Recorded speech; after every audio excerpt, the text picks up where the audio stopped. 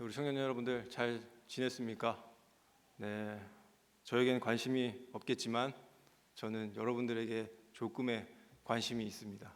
네, 이현우 목사님과 함께 듣는 또 기도의 제목들이 있는데 그걸 가지고 함께 기도하고 우리 청년들 지나가면서 잘 지내고 있나라는 그런 생각으로 속으로 이렇게 기도하면서 지내고 있습니다. 네, 우리 청년들이 참 살기 힘들어지는 그런 시대에 살아가고 있는 것 같은데 힘을 내어서 우리의 경주의 길을 우리 찬양 드렸던 것처럼 표대를 향하여 끊임없이 잘 나아가기를 기대하고 소망합니다. 예, 오늘 말씀 우리 같이 함께 읽었는데요. 참 이 하나님이라고 하면 우리가 찬양을 드릴 때 참 왕이라고 하는 그런 가사와 그런 찬양들을 올려드릴 때가 있습니다. 그리고 왕이라고 하면은 그 통치와 다스림이라고 하는 게 자연스럽게 연결이 되죠. 그런데 이러한 표현들이 사실 우리에게 그렇게 익숙한 표현은 아니에요. 굉장히 낯설 수도 있고 사실은 또 우리 마음속에 불편함이 존재할 수 있습니다. 왜 그럴까요? 우리의 시대가 좀 다르기 때문이에요. 우리는 스스로 계속해서 통제하는 삶을 갖고 삽니다. 이 말은 무슨 말이냐면은 내가 뭔가에 몰입하기 위해서는 내가 하고 싶어하는 시간도 장소도 어떤 일도 우리가 절제하고 그것을 잘라내고 그것을 또 조절하고 그러니까 우리를 약간 억압하는 그런 면들이 있다라는 거예요. 그러니까 스스로가 주도해가는 삶이 우리에게 너무 익숙하다. 우리는 그런 시대를 지금 살아가고 있다라고 하는 거죠. 그러니까 이 왕과 그 통치와 그 다스림이라고 하는 개념이랑 우리의 개념이랑은 좀 익숙하지 않다라고 하는 것이죠. 그런데요, 성경이 말하고 있는 이 왕 그리고 다스림 그리고 주인됨이라고 하는 이 표현은요, 지금 우리를 억압하고 통제하고 조절하고 하는 그런 관념과 개념과는 조금 차이가 있다라고 하는 것이죠. 우리가 창세기 1장 1절에 보면 하나님께서 태초에 천지를 창조하셨다라고 하는 그런 기록이 있잖아요. 그런데 그것은 그냥 하나님께서 이 세상을 만드셨다라고 하는 게 아니에요. 그 숨은 내면의 의미는 뭐냐면 하나님이 이 만드신 것을 어떻게 하신다는 거죠? 다스리신다, 통치하신다, 그 질서를 가지고 이 세상을 지키신다, 보호하신다, 그런 의미가 포함되어 있다라고 하는 것이죠. 이 하나님께서 무엇으로 이 세상을 지으셨습니까? 말씀으로 지으셨어요. 그런데 좀 읽다 보면요, 우리 이 세상이 말씀이 있기 전에 어떻다라고 얘기를 하고 있죠? 혼돈 그리고 공허가 있다고 합니다. 거기에 하나님께서 딱 말씀하셨을 때 어떤 일이 일어나고 있나요? 생명이 일어나게 되고 질서가 창조되기 시작했다라고 하는 것이죠. 그러니까 이런 관점에서 그럼 하나님의 다스림이 무엇일까? 우리가 생각해 볼 때에 억압이 아니고 통제가 아니고 무엇입니까? 하나님이 우리에게 우리의 삶을 가장 완전하게 하신다. 하나님의 말씀이 우리 안에 우리를 질서를 만들게 하시지만 또 우리를 풍성하게 이끄신다라고 하는 그런 고백이 우리가 할 수 있다라고 하는 것이죠. 오늘 말씀 속에 솔로몬의 이야기가 나오고 있습니다. 말씀을 보면 아버지 다윗의 길을 따라서 하나님의 다스림 아래에 있을 때에 이 솔로몬은 인류 역사상 아주 전무후무한 지혜와 부와 명성과 평화를 누렸다라고 그렇게 하고 있어요. 그러니까 이 삶 자체가 무엇을 이야기하고 있냐면은 그 하나님의 다스림은 곧 최고의 축복이다라고 하는 그 공식을 증명하는 살아있는 증거였다. 그러나 하나님의 이 절대 주권을 솔로몬이 어떻게 합니까? 자기의 삶에서 나눌 때, 분할할 때 이런 시도가 일어나면서 그의 모든 삶의 기반들이 무너지기 시작했다라고 하는 것이죠. 어떻게요? 하나님의 성전에서 예배하는 동시에 그가 지은 산당에서 아내의 신들을 모시고 섬기는 그런 예배가 있었고, 하나님도 왕으로 섬기고 다른 신들도 아내의 신들도 왕으로 섬기고, 나 스스로도 내 삶의 일부를 통제하고 컨트롤하고 다스리려고 하는 그런 이중 삼중의 다스림과 섬김을 시도했다. 바로 이 지점이 우리 솔로몬의 비극이었다라는 겁니다. 솔로몬은요, 아주 위대한 왕이었던 것은 사실이지만 그 왕이라고 하는 부르심에는 합당하지 못했던 사람이었다. 우리가 이를 통해서 알 수 있는 한 가지 사실은 무엇일까요?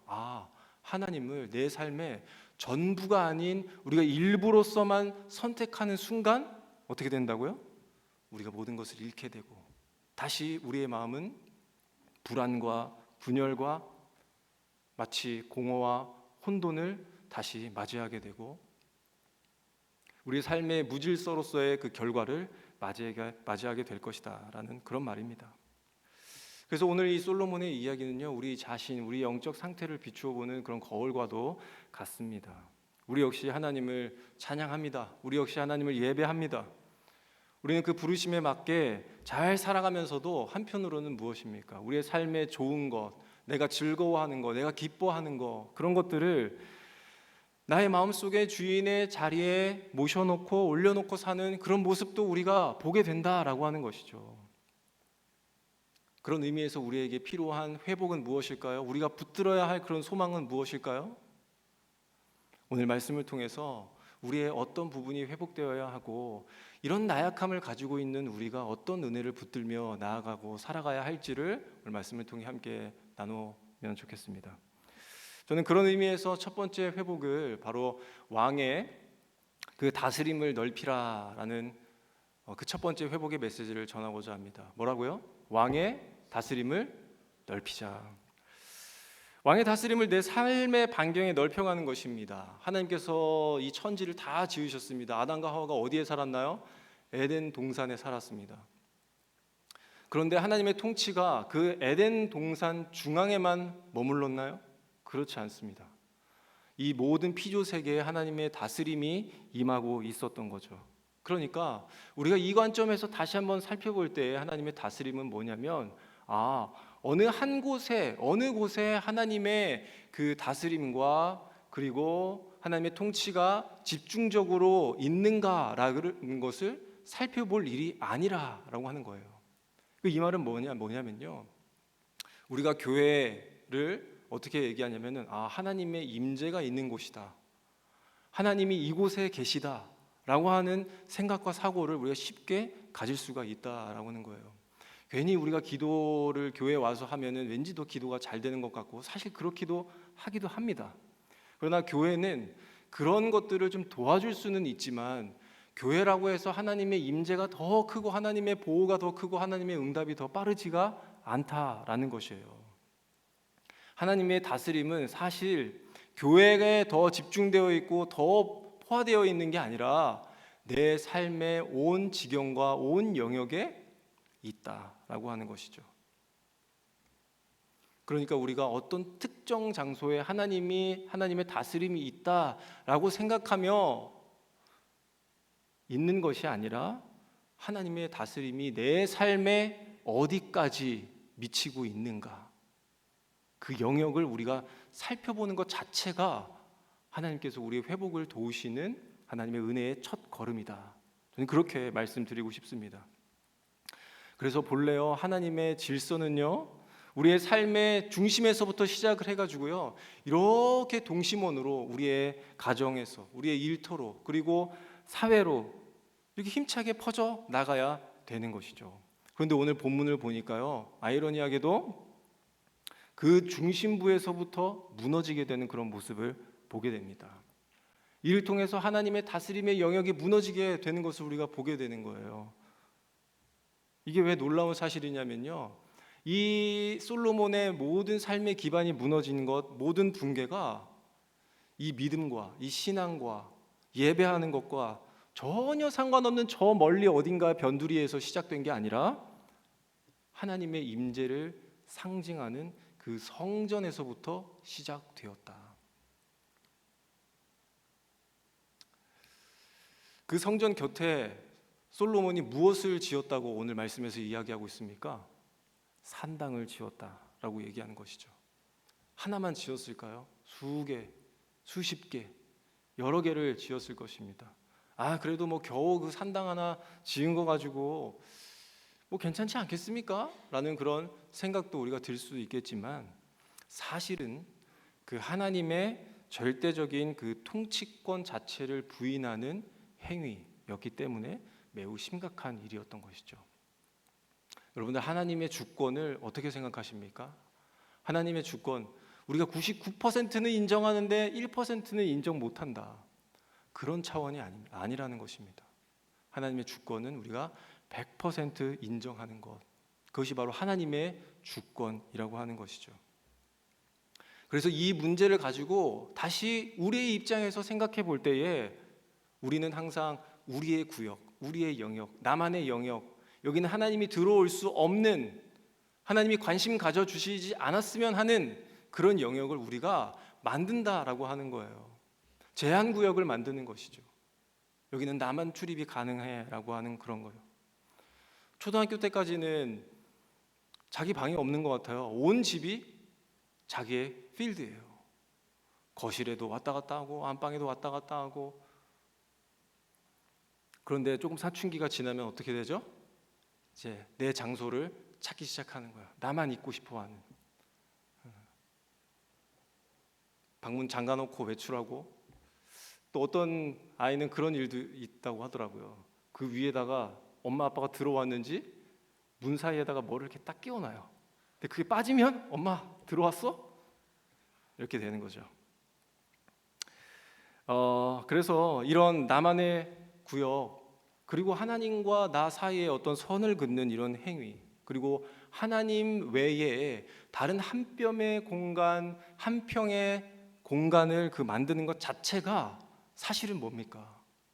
하나님의 통치에 맞서는 가장 불순한, 가장 교묘한 불순종과 같다라는 그런 것입니다. 우리 청년들이 저는 하나님을 버리지 않는다라고 생각해요. 저는 여러분들이 하나님을 버려서 힘들다라고 저는 생각하지 않습니다. 이게 무슨 말이냐면요, 그 문제가 아니라는 거예요. 우리는 하나님과 함께 다른 것을 섬기는 게 우리의 문제라고 보여지는 것이죠. 우리가 하나님도 좀 섬기고, 성공하는 것도 우리가 조금 섬기고, 예배도 드리고, 세상을 조금 누리고, 하나님과 세상의 다스림을 골고루 받는 그런 상태가 우리의 현재의 상태일 수 있다라고 하는 거죠. 그런데요, 바로 이 지점이요, 우리를 더 모호하게 만든다는 거예요. 이걸 성도의 정체성을 모호하게 만든다라고 하는 것인데, 왜 그럴까요? 우리가 하나님에 대해서 너무나 많은 것들을 들었어요. 하나님 나라 들었습니다. 영원한 소망을 우리가 알게 되었어요. 그러니까 세상에 온전히 속하지도 못해요. 그리고 또 한편으로는 세상의 논리를 버리지 못해요. 그래서 하나님 나라에 속해 있는 것도 잘 못해요. 자신이 없어요. 그러다 보니까 어떻습니까? 이 영역이 나누어지고 서로 경계만 하고 있는 거예요. 서로 견제만 하는 그런 모호한 상태에 놓이게 되는 것이죠. 자, 이 다음 단계는 뭘까요? 청년 때까지는 이 모호함을 계속 아슬아슬하게 줄을 탑니다. 그런데 여기에서 조금 더 나아갈 때 이 모호함에 드디어 결정을 내리기 시작하는 거예요. 어떤 결정이요? 이건 현실적으로 이것도 하고 저것도 하는 그 균형, 그 밸런스, 현실적인 신앙을 여기며 살게 되는 것이고, 이것은 지혜로운 균형이야 라는 판단으로 여기며 살게 되는 것입니다. 그래서 하나님의 은혜는 뭐냐면요, 이러한 단단한 껍질이 깨지는 것, 우리가 이러한 착각에서 깨어나는 것, 그래서 우리의 상태를 마주하게 되는 것이 오늘 우리에게 주시는 하나님의 은혜이요, 그리고 간구할 회복이라는 겁니다. 그렇다면 우리 청년 여러분, 오늘 말씀을 보면서 그러면 우리 안에 세워진 산당은 무엇일까? 과연 내가 하나님 앞에서 과감하게 세운 산당은 무엇일까? 솔로몬의 예를 들자면, 솔로몬은 산당도 지었지만 또 무엇을 좋아했다고 이야기하고 있습니까? 이방 여인을 좋아했다. 그리고 이방 여인이 하라는 대로 하면서 살았다. 이 말은 곧 내가 섬기고 있는 신 당신도 섬기십시오라고 하는 그 말을 따라서 순종하며 살았다라고 하는 그 이야기입니다. 그러면 우리가 이런 면에서 우리가 자각할 수 있는 하나의 산당은 또 무엇이 있을까요? 그것은 우리 역시도 내가 하나님보다 더 나은, 더 나를 위로해 주는 그런 은밀한 쾌락이 나의 산당일 수 있다라고 하는 것입니다. 또한 하나님의 말씀보다 더 신뢰가 되는 세상의 지혜, 그리고 정보들이 하나님의 다스림을 밀어내는 우리의 마음에 세워진 견고한 산당이라고 하는 것이죠. 내가 더 많이 보는 것, 내가 더 찾아보는 것, 그리고 나는 어떤 것 앞에서 마음이 쿵쾅쿵쾅 뛰고 어떤 것 앞에서 우리의 마음이 부푸는가, 그리고 나는 어떠한 것 앞에서 낭망이 일어나는가, 그런 것들을 우리가 조금만 살펴본다면 이러한 산당들을 잘 구별할 수 있다라고 하는 것이죠. 이렇게 우리의 마음을 정직하게 들여다볼 때에 우리의 숨겨진 산당들이 드러나고, 또 그 산당들을 보면서 내가 왜 그랬을까라고 하는 후회, 그리고 낙심이 들기도 하지만, 오늘 계속해서 말씀 속에서 우리가 찾을 수 있는 하나의 메시지는 뭐라고요? 바로 회복입니다. 하나님은 우리에게 좌절감이나 후회감이나 정죄함을 주시는 것이 아닌 바로 회복. 그 회복은 어떤 회복일까요? 그 왕의 다스림을 흘려보내기를 바라시는 하나님의 초대, 하나님의 은혜라고 하는 것을 우리가 기억해야겠습니다. 그래서 오늘 이 예배와 말씀을 통해서 우리의 마음에 세워져야 할 한 가지 소원은 무엇이 될 수 있을까요? 우리의 생각에, 우리의 마음에 하나님이 들어오지 못하도록 잠궈놓은 우리의 마음의 문, 생각의 문이 열리고 그곳을 하나님이 차지하시도록 하는 그런 기대를 우리가 가져야 한다라고 하는 것입니다. 그리고 산당을 제거하고 하나님이 아닌 다른 즐거움들이 무너지는 이 일들이 벌어지길 우리가 고대해야 한다라고 하는 것이죠. 그리고 하나님의 통치에는 어떤 예외구역이나 제한구역이 없다라고 하는 이 믿음이 회복되고 또 간구해야 되는 것이 이 시간 있어야 한다라고 하는 것입니다. 우리 사랑하는 청년들, 그리고 성도님들, 이 왕의 다스림의 영역을 넓혀가시기를 부탁드립니다. 나에게서 우리로, 내 방에서 거실로, 우리 온 집으로, 또한 장소뿐만이 아니라 우리의 시간도 그렇다라고 하는 것이죠. 1분 1초도 하나님의 다스림이 아닌 것이 없다라고 하는 것, 그 시간과 장소와 이 모든 것들의 범위와 반경이 넓어질 때에 우리 성도 크리스찬으로서의 그 모호성은 점점 사라질 것이고 하나님 중심의 삶은 더욱 선명해지시는 것을 믿으시기를 바랍니다. 그 중심이 뚜렷해질수록 나의 삶은 더 확실해질 것이고 우리의 가정은 더 믿음의 가정다워질 것이고 우리의 일터와 또 우리의 학업을 하는 학교와 또 모든 시간들이 하나님의 이 통치 아래에서 다시 질서를 누리고 자유와 평화를 누리게 될 것입니다. 우리 이 은혜가 우리 청년들에게, 우리 성도님들에게 충만하길 소망합니다. 자, 그렇다면 우리는 왜 이토록 하나님의 통치를 거부하면서 하염없이 계속해서 이런 산당들을 짓고 계속해서 쌓으려고 하는 것일까요? 그 근본적인 이유를 찾아보니까 어쩌면 우리의 마음의 문제 때문일 수도 있겠다, 그리고 우리의 사랑의 문제일 수도 있겠다라는 생각을 가져보게 됩니다. 열왕기상 오늘 11장의 2절의 말씀을 보게 되면요, 솔로몬의 마음이 어떻게 갈라졌는지 보여주고 있습니다. 2절 보시게 되면 마지막 부분에 보시면 솔로몬이 그들을 사랑하였더라라고 그렇게 되어 있습니다. 그러니까 서로 결혼하지 말아라, 이방 여인들과 결혼하지 말아라, 그리고 반드시 너희의 마음을 돌려 그들의 신들을 따르게 할 것이다. 그들이 그런데 솔로몬이 그들을 사랑하였다라고 그렇게 이야기하고 있어요. 그 다음 4절 말씀에 뭐라고 되어 있냐면요, 솔로몬의 나이가 많을 때 그의 여인들이 그의 마음을 돌려 다른 신들을 따르게 하였다. 왕의 마음이 그의 아버지 다윗의 마음과 같지 아니하여 그의 하나님 여호와 앞에서 어떻다고요? 온전하지 못하였다. 그러니까 그 끝부분만 우리가 연결해서 보면 그들을 사랑함으로 지금 솔로몬이 어떻게 됐다고요? 하나님 여호와 앞에서 온전하지 못하였다. 그러니까 솔로몬의 비극은요, 자신이 하나님께서 받은 그 지혜가 이제는 늙어서 딸려서 부족해서 이런 일이 벌어진 게 아니라 자기가 하나님을 사랑했던 그 마음이 둘로 갈라진 데에서 시작되었다라고 하는 것을 보여주는 거예요. 하나님의 사랑이 나누어지자 어떻게 됐습니까? 예배가 나누어졌습니다. 성전과 산당으로 나누어졌다는 것이죠. 예배가 나뉘자 그 삶이 나뉘어지기 시작하고, 그 삶이 나뉘자 어떻게 되는 거죠? 이스라엘 나라가 분열하기 시작한 거잖아요. 갈라졌습니다. 남과 북으로.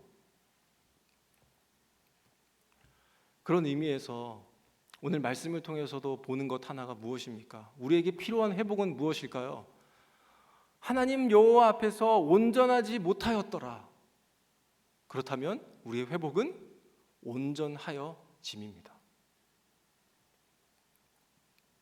성경이 말하고 있는 이 온전함의 성격은 뭐냐면요, 흠도 티도 점도 하나도 없는 그런 완벽주의가 아니라 우리의 마음이 갈라지지 않는 상태, 우리의 마음이 나뉘어지고 갈라지지 아니하는 그 상태. 조금 돌아가 볼까요? 앞에 말씀대로 본래의 창조의 그 질서대로 우리의 마음이 하나님 한 분께만 연결되어 있는 상태, 그것이 바로 온전함입니다. 좀 쉽게 얘기하면 온전함은 하나님 한 분만을 붙드는 행위이다. 솔로몬은요, 왕으로서 하나님의 부르심을 살아내는 그런 자리에 있었지만 결국 자기의 좋아하는 것, 자기의 기뻐하는 것, 즐거워하는 그것을 붙듦으로 인해서 그 자리를 지키지 못했습니다. 우리가 왕은 아니에요.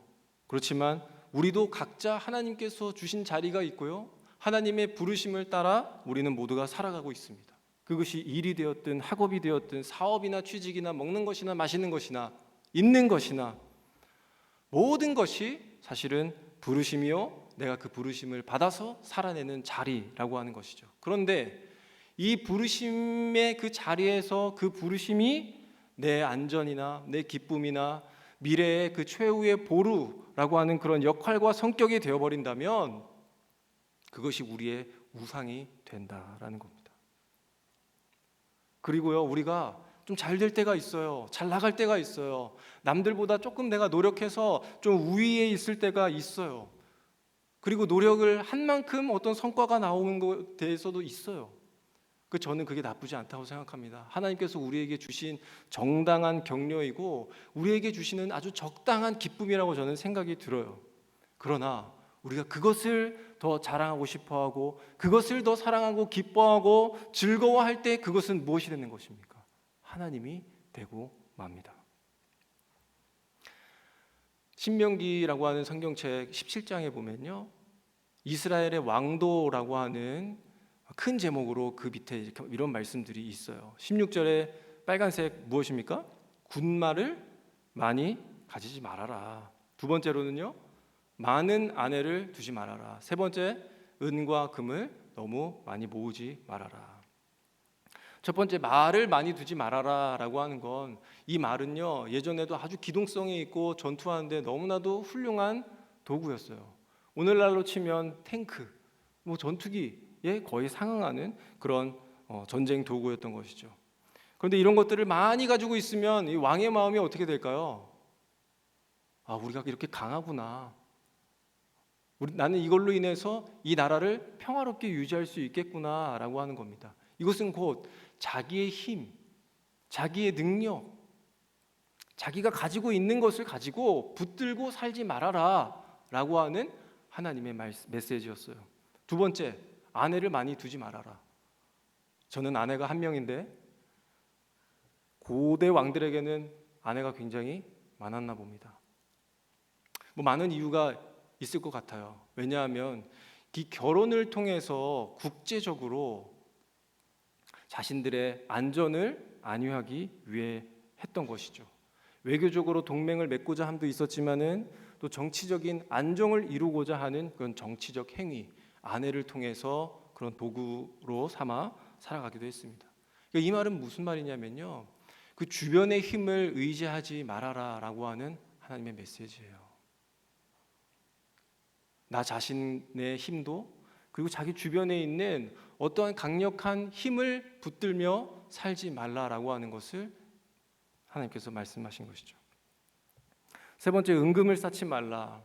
이것은 돈의 힘도 돈의 힘이지만 이 자본이 가져다주는 그 마음의 평안을 붙들고 살지 말라라고 하는 하나님의 메시지였던 거예요. 그러니까 종합해 보자면 무엇이냐면요, 인간은 세상의 방식으로 자신의 힘과 자신의 지혜와 능력을 신뢰하려며 살려고 하는 그런 연약함이 있다. 그런데 그 연약함을 하나님도 잘 아신다. 그런데 이러한 것들이 우리의 삶에 전혀 어떠한 것도 효력이 없다라고 하는 것을 하나님께서 일찍이 신명기 말씀을 통해 이스라엘 백성에게 그리고 우리에게 그런 메시지를 전달하고 있다라고 하는 것이죠. 그러니까 하나님의 입장에서 너희들을 봤을 때에, 야, 나는 전쟁 잘하는 왕도 필요 없다. 아내를 많이 둔 그런 왕도 나는 아무 소용이 없다. 돈 많은 왕도 많아봤자 내가 쓸 데가 없다. 나는 그런 왕 필요하지 않다. 라고 하는 하나님의 메시지입니다. 하나님께 필요한 왕, 하나님이 찾으시는 그 한 사람은 누구이라고 말씀하시는 걸까요? 하나님 자신의 말씀에 순종하는 왕, 그리고 하나님과의 깊은 사랑의 관계를 가지고 사는 왕, 그리고 자신이 한 나라의 지금 위대한 왕으로서 모두가 떠받들고 있는 그런 높은 왕이지만 사실은 무엇입니까? 하나님이라고 하시는 분이 나보다도 더 뛰어나시고 더 위대하신 왕이심을 자신의 삶으로 보여주는 그런 왕을 하나님이 원하셨다라고 하는 것이죠. 그런데 오늘 신명기 17장의 말씀이 단순히 그 왕에게만, 이스라엘 백성에게만 해당되는 그리고 적용할 수 있는 그런 말씀일까요? 그렇지 않다고 봅니다. 우리 역시도 내 곁에 무엇을 두고 살아가고 있는가? 나는 뭘 그렇게 많이 두고 사는가? 내가 그렇게 안간힘을 써서 붙들면서 살아가고 있는 우리의 삶을 좀 더 살펴보게 되는 것이죠. 그래서 온전함은 무엇이겠습니까? 바로 붙드는 대상, 그 붙드는 대상을 바꾸는 것입니다.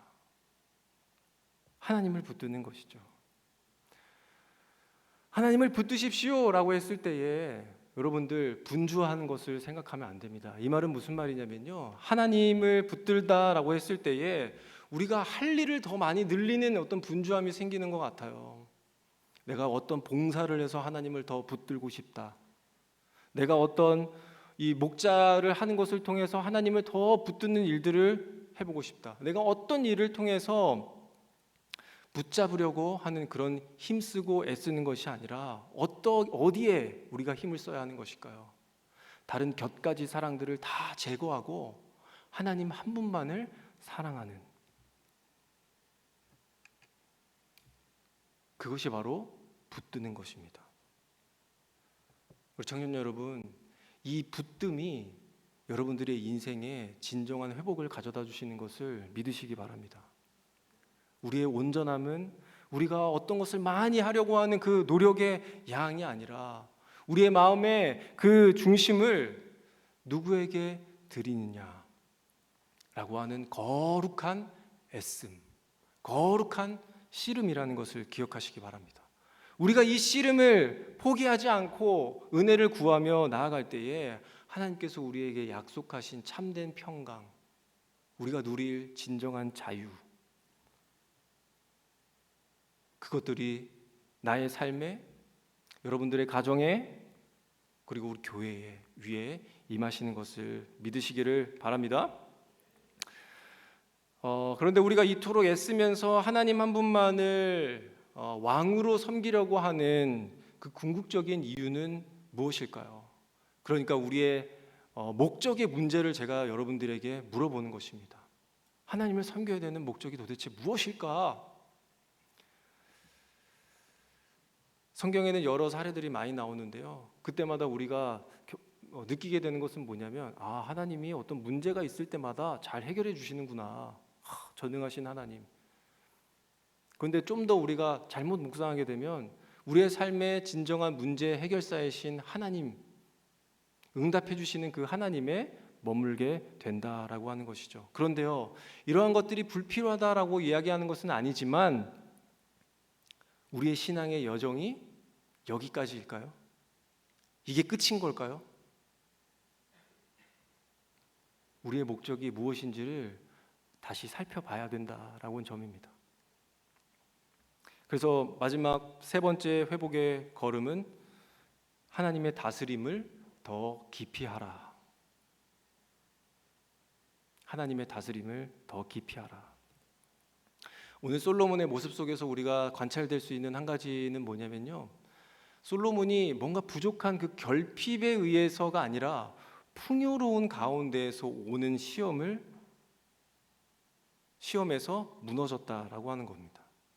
솔로몬의 비극은요, 뭔가 부족해서가 아니라 하나님이 주신 그 복이 너무나도 많은 가운데에서 역설적으로 하나님을 잃어버렸다라고 하는 데 있어요. 솔로몬이 가지고 있던 수많은 여러 가지 아주 중요하고 너무나도 뭐라 그럴까요? 값진 것들이 너무나도 많은데, 그 가운데서 오늘 성경 말씀을 읽다가 제 눈에 들어온 것은 무엇이었냐면요, 하나님의 임재입니다. 임재. 자, 하나님께서 솔로몬에게 오늘 말씀을 보면은 몇 번 나타나셨다라고 얘기하고 있죠? 네? 2번 나타나셨습니다. 물론 솔로몬에게 회유하기 위해서 다시 돌아오라고, 내 말을 들으라라고 하는 그런 차원에서 하나님이 솔로몬에게 직접적으로 2번이 나타나셨다라고 하는 거예요. 근데 이 모습이요, 사실은 솔로몬이 가진 것 중에서 가장 큰 기쁨이었다라고 하는 것을 말하고 있는 것 같아요. 우리 인생에 있어서 가장 큰 기쁨은 무엇일까요? 하나님의 임재입니다.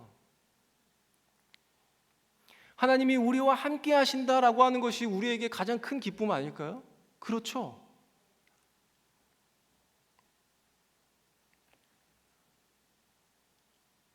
그런데 솔로몬은요, 그 기쁨을 스스로 걷어차버렸어요. 무엇 때문에요? 아주 얕은 기쁨 때문에. 솔로몬의 얕은 기쁨은 이방 여인 산당,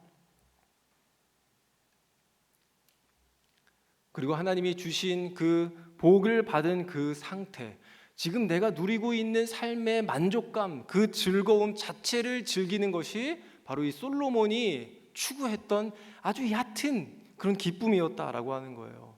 그런데 반면에 우리가 깊은 기쁨을 우리가 무엇이라고 이야기할 수 있을까요? 그 모든 것을 주신 하나님 자체를 기뻐하는 것, 하나님의 임재와 그리고 하나님의 그 성품을 즐거워하는 것이 우리의 아주 깊은 기쁨이라고 하는 것입니다. 이 깊은 기쁨을 묵상하면서 저에게 얼마 전에 일어났었던 아주 뜻깊은 사건 하나가 떠올랐어요.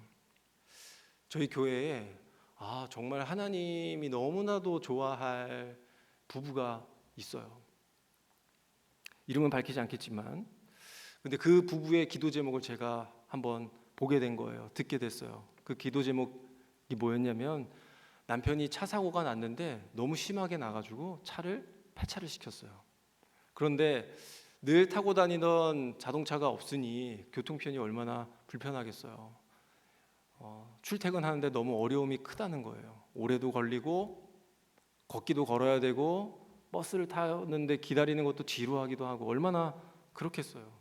그냥 아예 처음부터 없었으면 몰랐을 텐데 타고 다니는 거를 여러분들 안 탄다고 생각을 해보십시오. 얼마나 불편하겠습니까? 그래서 지금 당장 어떤 차를 이렇게 구하기에는 좀 넉넉지도 않고, 또 이를 위해서 차 생겼으면 하는 그런 기도 제목을 이야기해 주시더라고요. 근데 보통 같았으면 제가 이 기도 제목을 들었을 때는 그냥 기도하고 하나님께서 채워주셨으면 하는 그런 바람과 기대를 가지고 기도하고 넘어갑니다. 그런데 이 차에 대해서 기도를 한다고 하니까 제가 좀 약간 차에 약간 집착이 있어요. 차에 왜 집착이 있냐면 제가 평생에 차를 위해서 2번을 기도했거든요. 근데 그 2번 다 공짜로 하나님께서 차를 주셨어요. 그 저는 100% 이 차에 관련된 기도는 하나님께서 들어주신다라고 하는 이상한 믿음이 있거든요. 혹시 차가 필요하신 분들은 저에게 기도 제목을 주십시오. 제가 열심히 차가 생길 때까지 기도하겠습니다. 아무튼 그 기도 제목을 듣는데 왠지 하나님께서 주실 것 같기도 했지만 내가 이를 위해서 정말 기도해야 되겠다라고 하는 마음으로 기도했습니다. 자, 여러분들 차가 생겼을까요? 안 생겼을까요? 믿음이 없어요. 자신이 없어요. 기도 제목을 하나님께서 이루어 주셨을까요? 안 이루어 주셨을까요? 저는 아직까지도 그 100%를 유지하고 있습니다. 차를 주신 거예요. 놀랍죠? 차가 생겼다라고 하는 그런 소식을 듣고 제가 제일 먼저 누가 생각났겠습니까? 이 부부가 생각이 난 거예요. 전화를 드렸어요. 그 통화를 하는데 진짜 너무 좋아하시더라고요. 통화를 하다가 그런데 남편과 한번 이야기를 해보겠다, 대화를 해보겠다. 그래서 뭐 대화할 게 뭐가 있어요? 그동안 열심히 기도해왔고 응답 받은 거고 하나님이 쓰라고 주신 것인데 그냥 쓰면 되죠. 왜 이거를 의논할 필요가 뭐가 있겠냐라는 거 하는 거예요. 정말 미안해서 그런 거라면 그렇지 않아도 된다. 하나님께서 거저 주신 것이기 때문에 거저 주라라고 하는 이 말씀도 나에게 있었다. 응답 받은 거 맞다라고 그렇게 말씀을 드렸던 거예요. 어찌됐든 알겠다고 하고 10분 있다가 나중에 다시 전화 통화를 하게 됐는데요. 그 통화를 하는 내내 제가 정말 말문이 막혔습니다. 기도 막히고요. 그분과 통화했던 어떤 내용들을 다 이야기할 수 없지만 제가 3가지로 한번 이유를 생각해 봤어요. 그 첫 번째가 뭐냐면 하나님께서 이 차가 없는 동안에 무슨 생각을 주셨냐면은 네가 경제적으로 그렇게 나아지지 않아도 괜찮은 것을 훈련한다라고 하는 하나님의 마음, 하나님께서 그 마음을 주셨다는 거예요. 네가 없어도 잘 살 수 있어. 성도로서 살기에는 손색이 없어. 차가 없어도. 그 경제관념에 대해서 자유할 수 있는 그 하나님의 훈련시키시고자 하는 그런 마음이 자기 마음속에 들어왔다. 2번째로는요. 그 교통편이 막히는 그 시간, 버스를 타고 지하철을 타고 걸어가는 그 모든 시간이 옛날에는 지루하기 그지 없었는데 지금은 그렇게 하다 보니까 한 가지 뭐가 생각이 났냐면은 하나님에 대해서 더 많이 묵상하고 더 말씀 많이 듣고 생각 더 많이 하고 그때가 기도하는 시간이 되어버렸다라는 거예요. 하나님과의 교제, 이 교제를 포기하는 것 같아서 하나님이 싫어하시는 것 같아서 그 차를 받을 수 없다는 겁니다. 마지막 3번째로는 뭐냐면요. 지금 내가 이 차를 거절한 일이 발생했지만 이 이후의 삶에 신실하신 하나님께서 우리를 더 좋은 곳으로 이끌어 주실 것이라고 하는 믿음이 생겼다라는 거예요. 하나님이 그 믿음을 주셨다라는 거예요. 그런데 여기서 더 나아가 그 믿음을 지금 사용하고 싶습니다라고 하는 게 이분들의 메시지였던 거죠. 뭐 그런 전설 같은 이야기가 있었습니다. 비록 차는요 새로운 주인을 만나지 못하고 주인을 잃어버리고 이제 바다를 건너서 수출이 되어버렸지만 이 사건을 통해서 하나님이 진정한 우리의 주인됨을 깊이 배웠어요. 이 부부의 선택이 바로 깊이의 문제입니다. 깊이의 문제.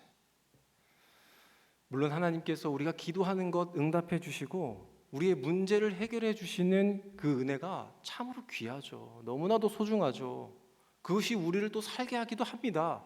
그러나 우리의 신앙의 여정이, 우리의 신앙의 목적과 삶의 목적이 우리 거기에만 자꾸 머물러 있어 버린다면 우리의 기쁨은 어디에 매일 수밖에 없는 거예요. 응답의 그 결과물에 우리의 삶이 묶이게 된다는 것이죠.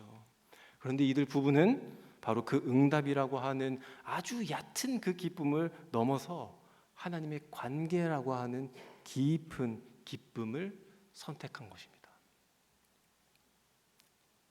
청년 여러분들, 우리가 이런 깊은 기쁨을 향해서 나아갈 때에 더 이상 내가 즐거워하는 것 그 보좌에 올려놓을 필요가 없고, 더 이상 내가 스스로 왕이 되어서 우리의 불안과 또 분열과 우리의 그 어설픈 그 짐을 질 필요가 없게 된다라고 하는 것이죠. 하나님 외에 더 붙들 게 없다라고 하는 이 결과를 이 부부를 통해서 알려주시는 것 같습니다. 하나님이 주신 복, 그리고 내 삶이 주는 만족감, 그런 것들을 누리는 것을 넘어서 왕의 임재, 하나님의 총체적인 다스림, 그 자체를 기뻐하는 자리로 나아가시는 우리 청년들과 우리 성도님들이 되시기를 바랍니다. 이것이야말로 우리를 모든 어떤 억한 상황 속에서도 우리를 위로 끌어올려 주시는 하나님의 진짜 능력이라는 것이죠. 흔들리지 아니하는 그 기쁨의 근원이 바로 하나님을 붙드는 것입니다. 우리의 삶이 하나님을 통해 무엇을 얻었는가라고 하는 이 결과 중심에서 선하신 왕의 다스림을 내가 받고 있는가라고 하는 그 관계 중심으로 전환되는 것, 이처럼 깊이 우리가 하나님을 바라볼 때에 그동안 우리 마음을 차지했던 수많은 산당들이 철거되고 대체물들이 마침내 설 자리를 잃고 힘없이 무너져 내리는 그런 놀라운 은혜를 경험하게 될 것입니다. 우리 말씀을 좀 정리할까요? 우리 청년 여러분들 그리고 성도님들, 오늘 우리 앞에는요 보좌가 많습니다. 하나는 내가 스스로 왕이 되어서 끊임없이 애쓰며 지키며 염려하는 그런 작고 불안한 나의 보좌이죠. 그리고 다른 하나는요, 내가 좋아하고 흥미로운 것들을 앉혀놓는 보좌. 그리고 마지막으로는 이 온 우주와 이 피조 세계를 말씀으로 다스리시며 우리를 가장 선한 길로 이끌어 주시는 하나님의 보좌입니다. 여러 개가 있다 말씀드렸지만 우리 청년 여러분들, 성도님들, 나머지 하나님 외의 보좌를, 산당들을 다 제거해 나가시는 그런 힘과 위로를 받으시기 바랍니다. 사실 우리 힘으로는 그것들을 할 수가 없어요. 하지만 우리의 이 거룩한 씨름, 이 거룩한 애씀이 끊겨지지 아니할 때에 하나님께서 그 보좌에 다시 앉으실 것입니다. 그때에 하나님의 다스림이 여러분들의 깊은 삶 속에, 여러분들이 살고 있는 그 영역과 모든 장소와 모든 영역 속에서 다스려 주시는 그 하나님의 놀라운 은혜를 목격하고 경험하게 될 것입니다. 사랑하는 우리 여러분들, 나의 보좌를 너무 아깝게 생각하지 마십시오. 내가 좋아하는 것들 버리는 거 너무 실망하지 마십시오. 아까워하지 마십시오. 그것보다 훨씬 즐겁게 하여 주실 그 하나님이 우리를 기다리고 계십니다. 그 하나님이야말로 우리에게 진정한 자유를 누리게 하셔 주실 것이고, 우리의 인생의 그 쓰디쓴 경험을 하는 그 와중에서도 하나님이 우리를 일으켜 주시는 그 놀라운 하나님이 우리를 기다리고 계신다라고 하는 점입니다. 기다리고 계시는 그 하나님 앞에 거룩한 씨름, 거룩한 그 애씀을 이어나시기를 바랍니다. 그래서 날마다 하나님의 그 다스림을 넓혀 나가고 그 왕을 향한 그 사랑을 우리가 온전히 하고, 그리고 왕의 임재를 더 깊이 기뻐하는 우리 청년들 되기를, 그 성도님들 되기를 간절히 소망합니다.